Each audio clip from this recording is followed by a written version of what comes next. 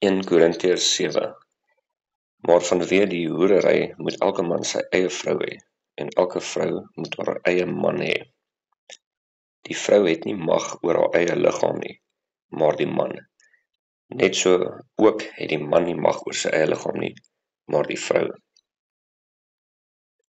En aan die getroudes beveel ek, nie ek nie, maar die Here, dat die vrou nie van haar man moet skei nie, en as sy tog van hom skei, moet sy ongetroud bly, of met haar man versoen, of haar met haar man versoen, en dat die man sy vrou nie moet verstoot nie.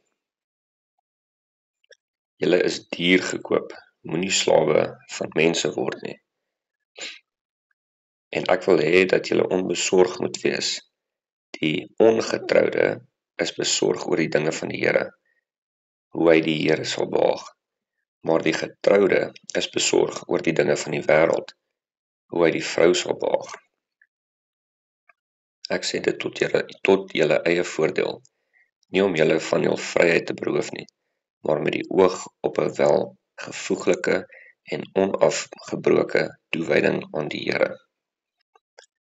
'n Vrou is deur die wet gebonde, solank as haar man lewe, maar as die man ontslaap het, is sy vry om te trou met wie sy wil, maar net in die Here.